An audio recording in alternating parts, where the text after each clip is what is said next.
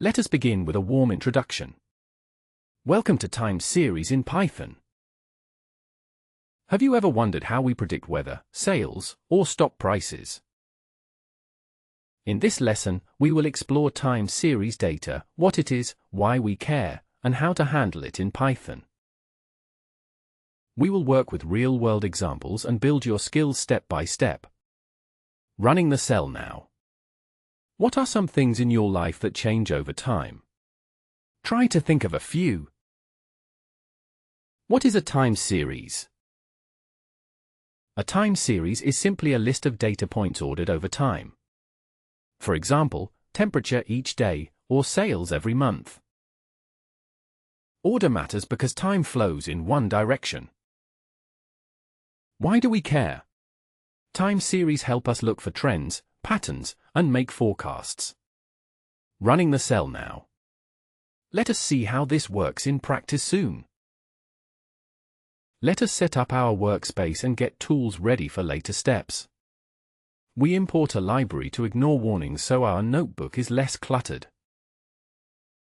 Now we bring in two important tools, pandas for working with data tables, and matplotlib for creating charts.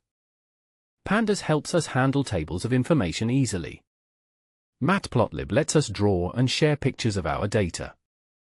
Running the cell now.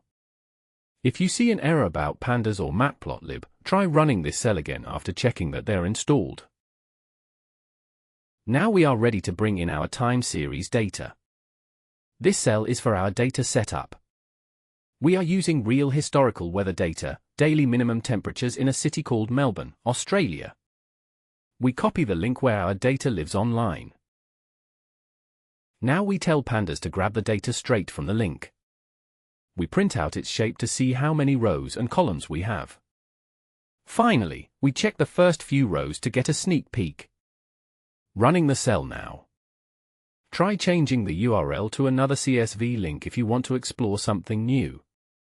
What does the first row look like to you?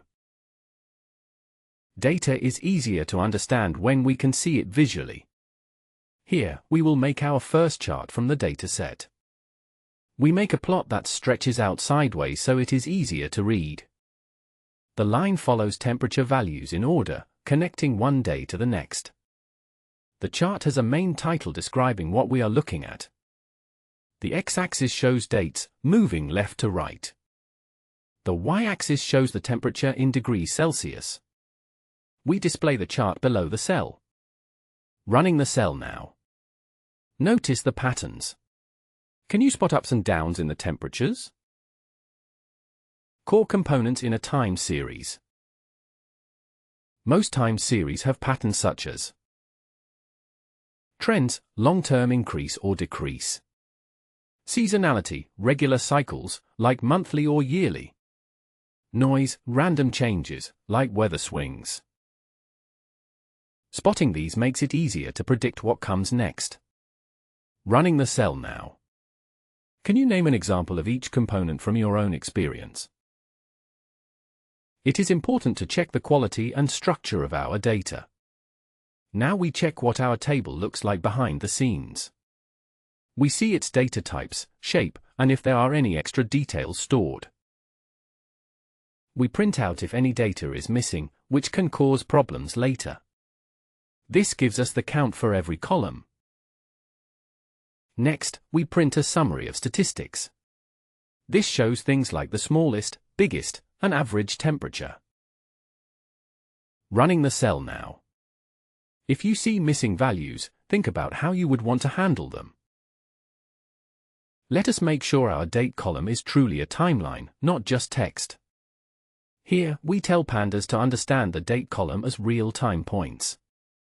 With this, we can sort, filter, or plot by date with less effort. We set the date as our main index so every row lines up with a point in history. Running the cell now. Try removing .set_index and see what changes in plotting later. Safe access and common errors.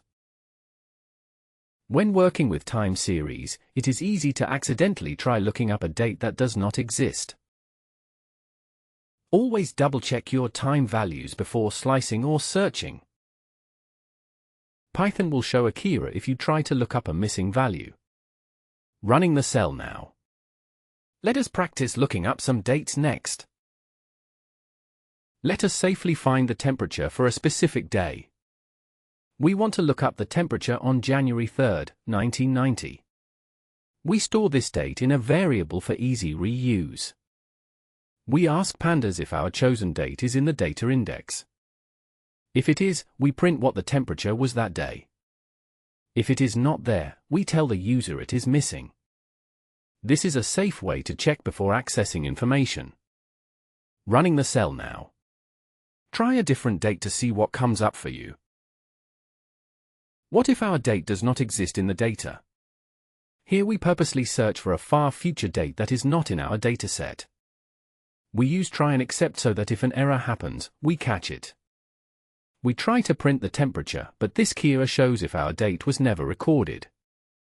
If our chosen date is missing, we print a friendly message. Running the cell now. Good error handling helps prevent crashes and confusion. Now let us look at a short span of time in the dataset. We use slicing to see a range of days from January 1st to January 5th, 1990. This helps us get a feel for short-term changes and spot patterns up close. We print what we found. Running the cell now. What do you notice about temperature changes day to day? Update and modify time series values. We can change temperatures, add new days, or update mistakes.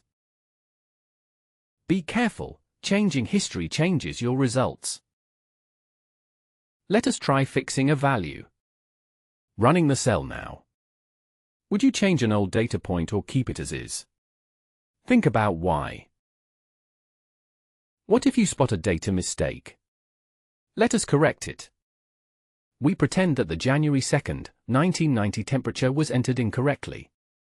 First, we show what it was before fixing. Now, we update that day's value to a new temperature, 15.0 degrees. We print the value again so you can see the change. Running the cell now. Changing data affects outcomes, so keep notes on what you adjust. Maybe you want to keep recording new data as time goes on. Now we will add a new row to our data, one day after the latest date. We use Python's time delta to move forward by 1 day. After finding the last recorded date, we add 1 day to it. We give this new day a temperature value, just for practice. A quick print shows the date and temperature we added. Running the cell now. This is how you update your time series as new data comes in. Sometimes you need to delete data that should not be there. Here, we remove the extra day we just added. This is useful if you find an entry that does not belong or has a bad value. A print statement helps us keep track. Running the cell now. Practice safely removing and adding dates to get comfortable with updates.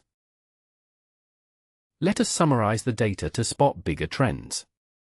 We group the temperature data by month and find the average for each one.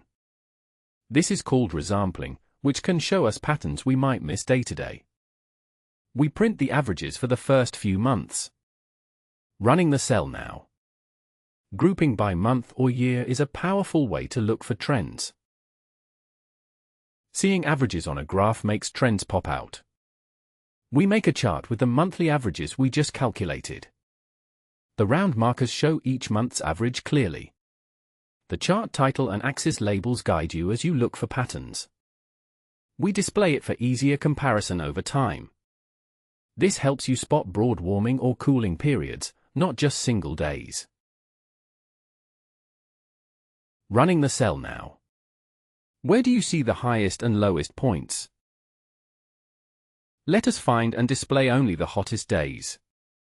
We ask pandas to filter our data so we see only days above 20 degrees Celsius. This is a simple way to answer real-world questions, like which days were unusually warm. We print a few results to look for interesting patterns. Running the cell now. Filtering helps you focus on just what you care about. It is easy to spot record-breaking events with this method. We use pandas functions to find the lowest temperature ever recorded in the dataset.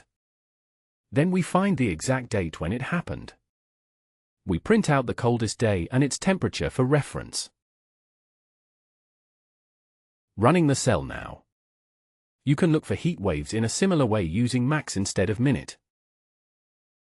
If you want to predict the future, you need to split your data.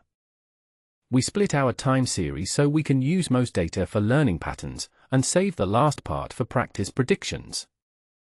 Usually, we keep about 80% for training and the rest for testing our models. This keeps our results honest and helps show if we are truly making progress. Running the cell now. Later, you can try to forecast the test set and see how close you get. Let us now do a mini project, find out when the hottest week occurred. First, we group the data by week and calculate each week's average temperature. We locate which week had the highest average. We print when the hottest week started. Next, we show all the daily temperatures for that stretch. This gives us a closer look at what a hot spell looks like. Running the cell now. You can try searching for the coldest week by using idexmin instead of idmax. Let us see what that hottest week looks like, step by step. Here we plot out each day in the hottest week using a bright color. This zoomed-in view makes it easy to understand short-term changes. The grid makes the rise and fall of temperatures stand out. This helps us connect the numbers with real weather events. Running the cell now. Try changing the marker or color to make your chart unique. Keeping your timeline complete is very important for good analysis. We create a range of all possible dates from the start to the end of our data. We ask pandas to show us any dates that are missing from our index. If there are missing days, we print them for you. If nothing is missing, we celebrate that our timeline is whole. This is good to check before doing more complex modeling. Running the cell now. Always check for missing time points before building time series models. Sometimes long-term summaries show patterns you miss by looking at daily data.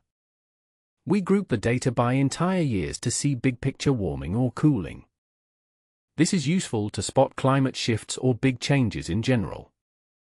We plot the result with years on the x-axis and mean temperatures on the y-axis. The chart uses circles at each point, making each year clear.